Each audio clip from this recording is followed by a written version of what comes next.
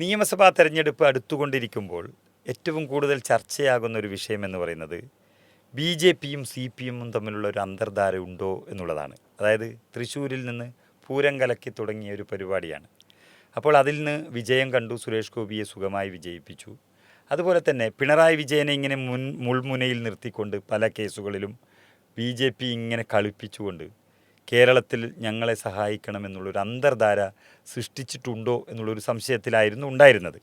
അതിപ്പോൾ നമ്മുടെ PMC പദ്ധതിയിൽ ജോൺ ബ്രിട്ടാസാണ് മുഖ്യമന്ത്രിയുടെ ഒപ്പം പോയി പാലം പണിതത് എന്നുള്ളതും വ്യക്തമാകുന്നു. അടുത്ത കാലത്ത് ആ പാലത്തിലൂടെ സഖാക്കൾ ഇങ്ങനെ BJP ഒഴുകിക്കൊണ്ടിരിക്കുന്നു. സത്യത്തിൽ ഈ ഒരു അന്തർധാര CPM വല്ലാതെ ഭയപ്പെടുത്തി കളഞ്ഞിട്ടുണ്ടോ? ഞാൻ ഈ അന്തർധാരയെക്കുറിച്ച് ഇവിടെയും പറഞ്ഞിട്ടുണ്ട്, മറ്റു പല ചാനലുകളിലും പറഞ്ഞിട്ടുണ്ട്. വളരെ നേരത്തെ പറഞ്ഞൊരു കാര്യമുണ്ട്. ഇവിടെ DGP ആയിട്ട് സെൻകുമാറിനെ നിയമിക്കേണ്ട ഒരു സാഹചര്യം ഉണ്ടാകുന്നു. ആ സമയത്ത് തമിഴ്നാട്ടിലെ ചെന്നൈ കേന്ദ്രീകരിച്ചുള്ള ഒരു അത്തർ വ്യാപാരിയുണ്ട്. ലോകത്തിലെ യൂറോപ്പിലെ അത്തർ ബിസിനസ്സിനെ കൺട്രോൾ ചെയ്യുന്ന കോടീശ്വരനാണ്. ഈ മനുഷ്യന് മോഡിയായിട്ട് നല്ല ബന്ധമാണ്, വളരെ അടുത്ത ബന്ധമാണ്. മോഡിയെ ഏത് സമയത്തും പോയി കാണാം. കാരണം മോഡി ചോദിക്കുമ്പോൾ പൈസയോ പാർട്ടിയെ എങ്ങനെ വേണേൽ സഹായിക്കുകയുള്ളു. അപ്പം എങ്ങനെ വേണേൽ പോയി ഇയൊക്കെ കാണാനുള്ള സ്വാതന്ത്ര്യമുണ്ട്. അപ്പം ഈ അത്തർ വ്യാപാരിയുടെ ഒരു സുഹൃത്ത് നമ്മുടെ ഇവിടുത്തെ കാർഷിക സമരത്തിനൊക്കെ പോകുന്ന ബിജു എന്ന് പറഞ്ഞ വേറൊരു പയ്യനുണ്ട്, തൃശ്ശൂർക്കാരൻ. ഈ അത്തർ വ്യാപാരി ഇയാളുമായിട്ട് സൗഹൃദമുണ്ട്. കർഷക സമരം നടക്കുന്ന സമയം ഡൽഹിക്ക് പോകുന്നു. ഇവർ രണ്ടുപേരുണ്ട് ഡൽഹിയിൽ. അപ്പോൾ ഈ അത്തർ വ്യാപാരി വിളിച്ചതനുസരിച്ച് ഇങ്ങനെ കൂടെ വെറുതെ നമുക്ക് മോഡി ഒന്ന് കണ്ടിട്ട് വരാം, വെറുതെ കാണുന്ന യാതൊരു കാര്യമില്ല, വെറുതെ മോഡിയോട് വെറുതെ പേഴ്സണലായിട്ട് ഇങ്ങനെ സംസാരിക്കാമെന്ന് പറഞ്ഞ് ഈ മനുഷ്യനെയും കൂട്ടിക്കൊണ്ട് പോവുകയാണ്. ഈ മനുഷ്യനെയും കൂട്ടിക്കൊണ്ട് പോകുമ്പോൾ അവിടെ വെയിറ്റിംഗ് റൂമിൽ വെയിറ്റ് ചെയ്യുന്ന സമയത്ത് രണ്ടുപേര് തിടുക്കപ്പെട്ടിറങ്ങി നടന്നു വരുന്നു. ഉടനെ നിങ്ങളുടെ ചീഫ് മിനിസ്റ്റർ പോകുന്നു എന്ന് ആര് പറഞ്ഞു? ഈ അത്തർ വ്യാപാരി ഇയാളോട് പറഞ്ഞു. മറ്റേ ആളെ ബെട്ടാസിനെ കൂടി ഉണ്ടായിരുന്ന ബെട്ടാസാണ്, അതാർക്കും അറിയത്തില്ല, ഈ അത്തർ വ്യാപാരിക്ക് അറിയത്തില്ല. അപ്പം ഇയാളോട് ചോദിക്കുക അതാണ് ബെട്ടാസ്. അപ്പം തിരിച്ച് ഇവർ മോഡിയെ കാണാൻ കയറുകയാണ്. അപ്പം മോഡി പറഞ്ഞു, ഇങ്ങനെ പോയവരെ ചൂണ്ടിക്കാണിച്ചു, ഹമാര ആത്മീഹേ, നമ്മുടെ ആൾക്കാരാണ് എന്നാണ് അന്ന് എത്ര വർഷം മുമ്പ് പറയുകയാണ്. അപ്പോൾ അവർ ചെന്നൈ അപ്പോൾ ഇവർ തമ്മിൽ ഫ്രീ ആയിട്ട് സംസാരിക്കാനുള്ള സ്വാതന്ത്ര്യമുണ്ട്. ഒറ്റ ഡിമാൻഡേ ഉണ്ടായിരുന്നുള്ളൂ, ഇയാൾ DGP ആക്കരുത്, സെൻകുമാറിനെ DGP ആക്കരുത് എന്നുള്ള കണ്ടീഷനാണ് മോഡിയുടെ അടുത്ത് വെക്കുന്നത്. അതിന് പകരമാണ് സമ്മാനം കൊടുത്തത് ബെഹ്റയാണ് പകരം സമ്മാനമായിട്ട് കിട്ടിയത്. അപ്പോൾ അന്ന് തന്നെ നമ്മൾ അപ്പോൾ ബ്രിട്ടാസിൻ്റെ പണി അവിടെ ഇത് തന്നെയായിരുന്നു. സമ്പത്തിനെ ആ പണിക്ക് കൊള്ളാത്തതുകൊണ്ട് സമ്പത്തിനെ തിരിച്ചു ചോദിച്ചത്. KV തോമസ് അതിനേക്കാളും കൊള്ളാം. KV തോമസും കൊള്ളാം. പക്ഷേ ഇതിനെക്കാലത്ത് KV തോമസിനേക്കാളൊക്കെ സമർത്ഥം. KV തോമസ് കുറേയൊക്കെ മനസാക്ഷി കാണിക്കും എന്നാണേലും. ഇതൊന്നുമില്ല, ഒരു മനസാക്ഷിയില്ല. അപ്പോൾ ഈ കേരളത്തിലൊക്കെ വന്ന് ഇങ്ങനെ ചാനലുകളുടെ മുമ്പിലൊക്കെ വീമ്പിളക്കുന്ന ബ്രിട്ടാസ് സത്യത്തിൽ ആ ധർമ്മേന്ദ്ര പ്രധാൻ ലോകസഭയിൽ പാർലമെൻറ്റിൽ ബ്രിട്ടാസിന് നന്ദി, ഞങ്ങളുടെ സംഘപരിവാറിൻ്റെ ഈ വിദ്യാഭ്യാസ പദ്ധതി അതേ തരത്തിൽ അംഗീകരിപ്പിച്ച് കേരളത്തിന് നൽകിയതിന് ബ്രിട്ടാസിന് നന്ദി പറയുന്നു എന്ന് പറയുമ്പോൾ സത്യത്തിൽ മുഖം ചുളിഞ്ഞത് മാത്രമല്ല, കേരളത്തിന് മുമ്പിൽ ഒരു നാണം കെട്ട അവസ്ഥയിൽ നിന്നില്ലേ ബ്രിട്ടാസ്? അല്ല, കേരളത്തെ അപ്പോൾ ഉദാഹരണം ഒന്നുകൂടെ വിചാരിച്ചു, ബ്രിട്ടാസിന് വേണ്ടി വേണമെങ്കിൽ മോഡിക്ക് സ്വാധീനിക്കുമെങ്കിൽ പിണറായി വിജയനെ പറിച്ചെറിഞ്ഞിട്ട് ബ്രിട്ടാസിനെ അവിടെ മുഖ്യമന്ത്രിയായിട്ട് സമർപ്പിച്ചാലോ? മുഖ്യമന്ത്രിയാണ് ഇതൊക്കെ പാർട്ടിയല്ലേ, ജനങ്ങളല്ല തീരുമാനിക്കുന്നത്. PMC പദ്ധതി വന്നതോടുകൂടി തന്നെ മാറി, സംഘപരിവാറിന്റെ ഒരു ആശയങ്ങൾ പാർട്ടിയാണോ തീരുമാനിച്ചത്? അല്ലല്ലോ, അല്ല. പിന്നെ അങ്ങനെയാ പറഞ്ഞത്. അപ്പോൾ ബ്രിട്ടാസിനെ മോഡി നാളെ പിണറായി വിജയൻ്റെ അസുഖം വന്നു, തൽക്കാലം അതൊക്കെ ശരിയാണ്. അപ്പോൾ നാളെ ഈ പറയുന്ന 2 മാസങ്ങൾക്കുള്ളിൽ നടന്നതല്ലാതെ ഇനി മുന്നോട്ട് ഇങ്ങനെയുള്ള സംഘപരിവാർ ആശയങ്ങൾക്കൊക്കെ കേരളത്തിലെ കമ്മ്യൂണിസ്റ്റ് ആശയങ്ങളെ ബലികഴിപ്പിക്കാൻ പോകുന്ന ആളെ അല്ലെങ്കിൽ അങ്ങനെയുള്ള ആൾക്കാർക്ക് വീണ്ടും ഭരണം കൊടുക്കാൻ ഇവിടുത്തെ കമ്മ്യൂണിസ്റ്റുകാർ തയ്യാറാകുമോ? അല്ല, അതിൽ ഈ ഇത്തരം കാഴ്ചപ്പാടുകൾ വളർത്തിയെടുക്കുന്നതിൽ കോൺഗ്രസിന് ചെറുതല്ലാത്ത പങ്കുണ്ട്. ഇപ്പം രമേശ് ചെന്നിത്തല ആഭ്യന്തരമന്ത്രിയായി, നല്ല കാര്യം, നമുക്ക് ആർക്കും എതിർപ്പില്ല, അയാൾക്ക് കഴിവുണ്ട്, അയാൾ നല്ല ആഭ്യന്തരമന്ത്രിയായിരുന്നു. പക്ഷേ അതിനും സ്വീകരിച്ച മാർഗം എന്താ? ഒരു സമുദായ സംഘടനയെ കൊണ്ട് താക്കോൽ സ്ഥാനം വേണമെന്ന് പരസ്യമായിട്ട് ആവശ്യപ്പെടുക. ഇത് രഹസ്യമായിട്ട് വിളിച്ച് പറഞ്ഞ് ഉമ്മൻചാണ്ടി ആഭ്യന്തരമന്ത്രിയാക്കിയേക്കാവും കൊതി പിടിച്ച് നടക്കുക എന്ന് പറഞ്ഞെങ്കിൽ ആരും അറിയാതെ സംബന്ധിച്ച് കുഴപ്പമില്ല. അതിലും മുസ്ലിം ലീഗ് 5ാം മന്ത്രിസ്ഥാനം ചോദിക്കുന്ന പരസ്യമായിട്ട് ചോദിക്കുക. തർക്കത്തിൻ്റെ രീതിയിൽ അങ്ങ് ചോദിക്കുകയാണ്. ഞങ്ങൾക്ക് അത് മുസ്ലിം ലീഗിന് 5 6 അവകാശപ്പെട്ടതാണ്. ലീഗാണ് ഇതിൻ്റെ മുന്നണിയുടെ ബലം നട്ടല് ലീഗാണ്. അത് നേരെ ഉമ്മൻചാണ്ടിയോട് പറഞ്ഞാൽ പോരെ, അല്ല UDF യോഗത്തിൽ പറഞ്ഞാൽ പോരെ, 5 മന്ത്രിമാർ വേണം കേട്ടോ, ഒറ്റ വാക്ക് പറഞ്ഞാൽ മതി. അതിനെ എതിർക്കാൻ കുറേ ആൾക്കാരും സപ്പോർട്ട് ചെയ്യാൻ കുറേ ആൾക്കാരും, അപ്പോൾ അതൊരു കലഹത്തിന്റെ വക്കിൽ. അപ്പോൾ സോണിയാഗാന്ധിയോട് പറഞ്ഞാൽ മതി. ഇവർ കേൾക്കുന്നില്ല. സോണിയാഗാന്ധിയോട് തങ്ങൾ പറഞ്ഞാൽ മതി, ഇങ്ങനൊരു പ്രശ്നമുണ്ട്, ഞങ്ങളുടെ പ്രസ്റ്റീജ് പ്രശ്നമാണ്, വേണമെന്ന് പറഞ്ഞാൽ വേണം. അത് ഒരു മനുഷ്യൻ അറിയാം. അത് 3 4 2001 അല്ല, അത് ഞാൻ അതിപ്പോൾ 5 ആയി. ഇവിടുത്തെ ഇപ്പോൾ മുസ്ലിം ലീഗും മറ്റ് ഘടകകക്ഷികളും കോൺഗ്രസും തമ്മിലുള്ളൊരു വ്യത്യാസം എന്ന് അടിസ്ഥാനപരമായ വ്യത്യാസം, ഈ അന്തർധാര ഇല്ലെങ്കിൽ അന്തർധാര കവർ ചെയ്യുന്നൊരു വ്യത്യാസം അവിടെയുണ്ട്. ലീഗിന് 10 സീറ്റ് അല്ലെങ്കിൽ 20 സീറ്റിൽ കോൺഗ്രസ് വോട്ടുകൾ അങ്ങോട്ട് കൊടുത്താൽ വേറൊരു 20 സീറ്റിൽ ലീഗിൻ്റെ വോട്ടുകൾ കോൺഗ്രസിന് കിട്ടുന്നുണ്ട്. ഈ ജോസഫ് ഗ്രൂപ്പോ JK ഗ്രൂപ്പോനൊന്നും അങ്ങനത്തെ ഒരു സംഭാവന ഇല്ല. അവർക്ക് കോൺഗ്രസിൻ്റെ വോട്ട് കൊടുത്ത് അവർ ജയിക്കാൻ സാധ്യതയുള്ള സീറ്റ് മുഴുവൻ അവർ ജയിക്കുക. മറിച്ച് ലീഗ് അങ്ങനെയല്ല, ഗീവ് ആൻഡ് ടേക്ക്. എല്ലാ മണ്ഡലത്തിലും ജയിപ്പിക്കാനുള്ള വോട്ട് മലബാറിലുണ്ട്. അപ്പോൾ ഈ അന്തർധാര പൊളിക്കണമെങ്കിൽ ഈ അന്തർധാര പൊളിക്കാൻ ഒറ്റ മാർഗ്ഗമുള്ളൂ, എന്താ? ഓപ്പണായിട്ട് ജനങ്ങളോട് കാര്യം പറയുക. പിന്നെ എനിക്ക് ചോദിക്കാൻ പറ്റാത്തൊരു കാര്യമുണ്ട്. ജയിച്ചു കഴിഞ്ഞാൽ ഇത് BJP ആയാലും SDP ആയാലും ആരെങ്കിലും ആയാലും ജയിച്ചു കഴിഞ്ഞാൽ ജയിച്ച ആളിൻ്റെ വോട്ട് മേടിച്ച് പഞ്ചായത്ത് പ്രസിഡന്റ് ആകാൻ പാടില്ല എന്നുള്ള വയ്പ്പ് ശരിയല്ല. ഇയാൾ നാളെ മന്ത്രിയായാലോ കേന്ദ്രമന്ത്രിയായാലോ എന്ത് ചെയ്യും? ഈ നമ്മൾ SDP വോട്ട് മേടിച്ച് ജയിച്ച നാളെ ഒരുത്തൻ BJP ഘടകകക്ഷിയായിട്ട് കേന്ദ്രമന്ത്രി ആയാൽ അയാളുടെ അടുത്ത് നിവേദനം കൊടുക്കാൻ പോവില്ലയോ? പോകേണ്ടി വരും. അതാണ് റിയാലിറ്റി. അപ്പോൾ ഈ ജയിച്ചു കഴിഞ്ഞാൽ പഞ്ചായത്തിലേക്ക് ഓരോ കക്ഷിയുടെയും പേര് ജയിച്ചു കഴിഞ്ഞാൽ മറ്റേ കക്ഷിയായതുകൊണ്ട് ഞാൻ സപ്പോർട്ട് ചെയ്യണമെന്ന് പറഞ്ഞതിൽ യാതൊരു അർത്ഥമില്ല. അല്ല, ഇപ്പറേ ഉണ്ടാക്കാൻ പറ്റണം. ഇപ്പറേ ഉണ്ടാക്കാൻ പറ്റിയും കുഴപ്പമില്ല. ആ വൃത്തികേടിന്നൂടെ കേരളത്തിലെ ജനാധിപത്യത്തിന് മോചനം കൊടുക്കാൻ UDF ശ്രമിക്കണം. അന്തസ്സായിട്ട് പറയണം, ഞങ്ങൾ ഒരു പഞ്ചായത്തിൻ്റെ ഭരണം നിലനിർത്താൻ വേണ്ടി ഞങ്ങൾ സഹകരിക്കും, അവിടെ നയം അംഗീകരിക്കില്ല, നയങ്ങളെ എതിർക്കും. എന്നാൽ പോലും അങ്ങനെ പറയാൻ പറ്റണം അവർക്ക്. അതിന് പകരം അയിത്തം. എത്ര പഞ്ചായത്തിലെ അനിശ്ചിതത്വം ഇവിടെ സെലക്ട് കമ്മിറ്റി രാജിവെക്കുക, വീണ്ടും തിരഞ്ഞെടുക്കുക, അതൊക്കെ എത്ര പ്രാവശ്യമായി. ലോകസഭ മന്ത്രിയായി അംഗീകരിക്കുന്നില്ലെന്ന് നമ്മൾ എത്ര എതിർത്തവൻ ചെന്ന് കഴിഞ്ഞാലും. ഇപ്പോൾ ബിട്ടാസ് എന്നാൽ എന്നായി മോഡി കാണുമ്പോൾ എഴുന്നേക്കില്ലേ? അതിനാ BJP-കാരനല്ലേ, RSS-കാരനല്ലേ? എന്തിനാ RSS-കാരനുടെ മോഡി? ബിട്ടാസ് എഴുന്നേക്കും, പിണറായി വിജയൻ എഴുന്നേക്കില്ലേ? പിണറായി വിജയൻ നിൽക്കുന്ന കണ്ടിട്ടുണ്ടോ? ഇങ്ങനെ നിൽക്കുള്ളൂ പിണറായി വിജയൻ മോഡിയുടെ മുമ്പിൽ. ഇങ്ങനെ നിൽക്കുന്ന പിണറായി വടി.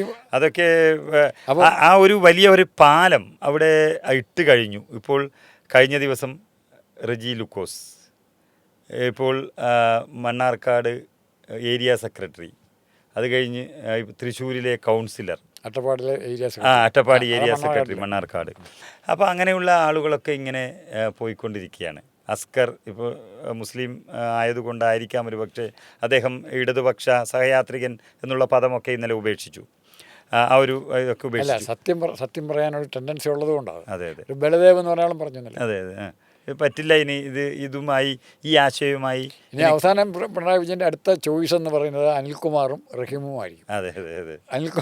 ഇങ്ങനെ അപ്പോൾ ഞാൻ പറയുന്നത് ഇങ്ങനെ BJP-യും CPM-ഉം ഒരു അന്തർധാര ഉണ്ടായിരുന്നു. അതായത് ഞാൻ പറഞ്ഞു കേൾക്കുന്നത് നല്ല രീതിയിലുള്ള അന്തർധാര ഉണ്ടായിരുന്നു.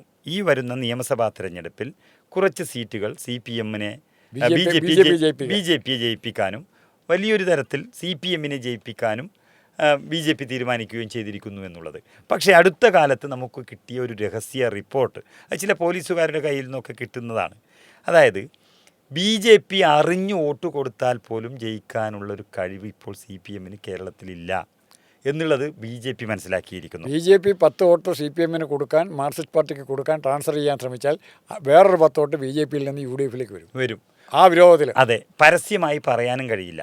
ഇപ്പോൾ RSS-ൻ്റെ ശാഖയിലൊക്കെ പറയുന്നത് പോലെ രഹസ്യമായി ചില നമ്മളുടെ സ്ഥാനാർത്ഥി ഇതാണ് എന്നുള്ള ഒരു മെസ്സേജ് കൊടുത്തു കഴിഞ്ഞാൽ പിണറായി വിജയനെ CPM-നെ സപ്പോർട്ട് ചെയ്യുന്ന പിണറായി വിജയനെ സപ്പോർട്ട് ചെയ്യുന്ന സുകുമാരൻ നായർ ഒരു നായർ നേതാവായിട്ട് മനസ്സുകൊണ്ട് അംഗീകരിക്കാൻ പറ്റുമോ? അത് അംഗീകരിക്കുക എന്ന് മാത്രമല്ല, സുകുമാരൻ നായർ എന്നല്ല, നമ്മുടെ ഒരു ഏത് സമുദായ നേതാക്കന്മാരായാലും ഇന്ന ആൾക്ക് വോട്ട് കൊടുക്കണമെന്ന് പറഞ്ഞ് അങ്ങനെ വോട്ട് കൊടുപ്പിക്കാനുള്ള ഒരു സാഹചര്യമൊന്നും കേരളത്തിലുണ്ടെന്ന് എനിക്ക് തോന്നുന്നില്ല. അല്ല, അത് സുകുമാരൻ നായർ ആ രീതിയിൽ ആക്കിയെടുത്തതുകൊണ്ട് തന്നെ പിണറായിക്കെതിരായിട്ട് കുറേ നായന്മാരുടെ എതിരായിട്ട്. അതെ.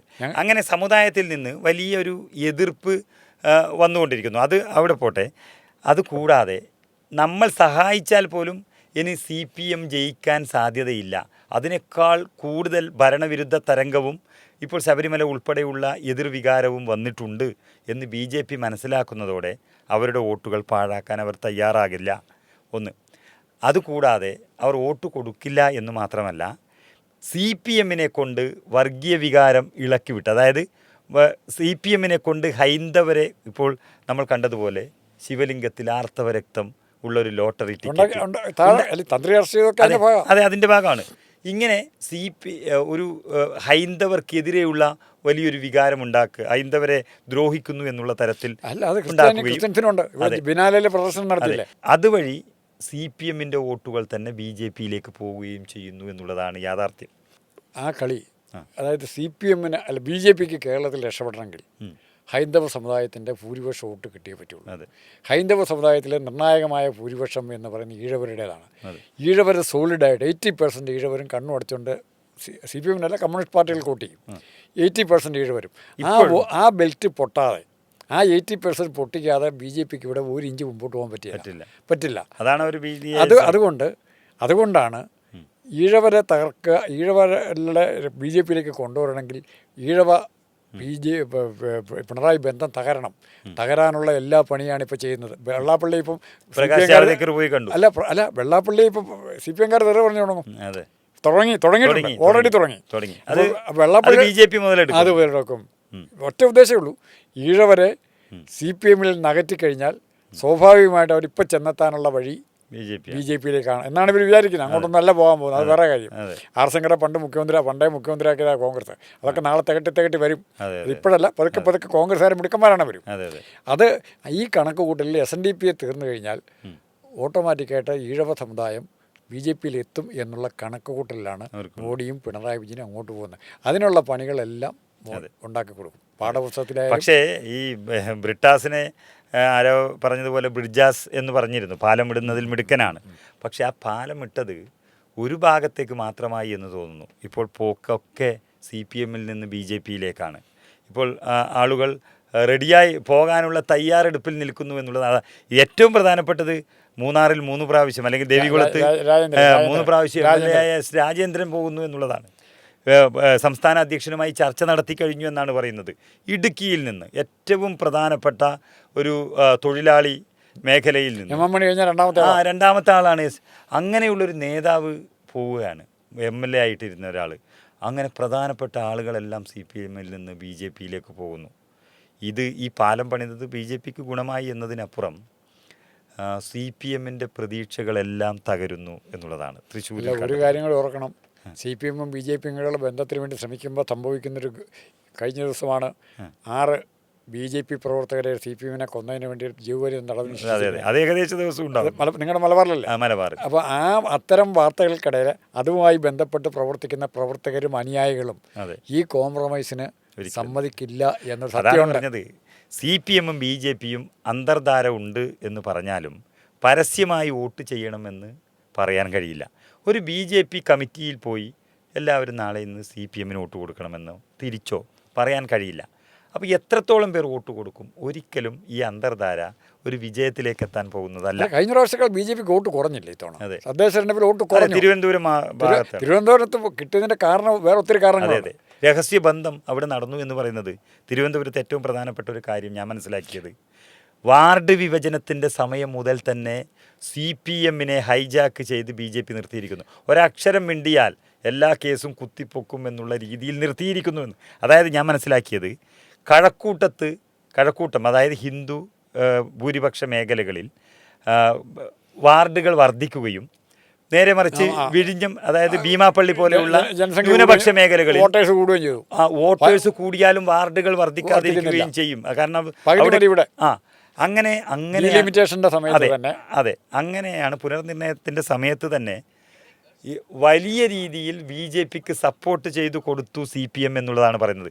BJP-ക്ക് കീഴടങ്ങിക്കൊണ്ടാണ് തിരുവനന്തപുരത്തെ വാർഡ് വിഭജനം നടന്നത് എന്നുള്ളതാണ്. അതിന് കാരണം തൃശ്ശൂരിൽ BJP-യെ ജയിപ്പിച്ചതിൻ്റെ പ്രത്യേകം. അതെ, അല്ല, തൃശ്ശൂരിൽ BJP-യെ ജയിപ്പിച്ചതുപോലെ വടിയെടുത്ത് നിന്ന് CPM-നെ നിയന്ത്രിച്ചിരിക്കുകയാണ് BJP. പക്ഷേ പവിയേട്ട, അതിനകത്തൊരു പ്രശ്നം എന്ന് പറഞ്ഞത്, ഇതിന് മനസ്സിലാക്കേണ്ട കാര്യം, ഇത് തൃശ്ശൂർ ജയിച്ച സുരേഷ് ഗോപിയാണ്. കോൺഗ്രസ് തീരെ ദുർബലമായിരുന്നത് കൊണ്ട് മാത്രമാണ്. ഒരു വർഷം കൂടെ കഴിഞ്ഞ ഇലക്ഷൻ നടക്കി കോൺഗ്രസ് ജയിക്കുള്ളൂടെ. തൃശ്ശൂർ സുരേഷ് ഗോപിക്കാണ് കിട്ടുന്ന വോട്ട്. അതേസമയം MD രമേശോ ഗോപാലകൃഷ്ണോ ആരെങ്കിലും പോയി കിട്ടിയല്ല. അത് മനസ്സിലാക്കാൻ ഇപ്പോൾ ഇവിടെ കിട്ടിയിരിക്കുന്നത് നായക പരിവേഷമൊക്കെ ഒരു കൊടുത്തിരിക്കുകയാണ്. നല്ല ശതമാനം വോട്ടുകൾ ശ്രീലേഖയുടെ കെയർ ഓഫിൽ കൊള്ളാവുന്ന ഒരാൾ മേയറായിട്ട് വരാൻ പോകും. ശ്രീലേഖ ആരാണെങ്കിലും IPS ഉദ്യോഗസ്ഥയാണ്, മേയറായിട്ട് വരാൻ പോകുന്നു എന്നൊരു ധാരണ വന്നു. അത് ഉറപ്പിക്കാൻ പറ്റില്ല. VV രാജേഷ് ചാടിക്കറി വന്ന പ്രശ്നങ്ങൾ ഉണ്ടാക്കി.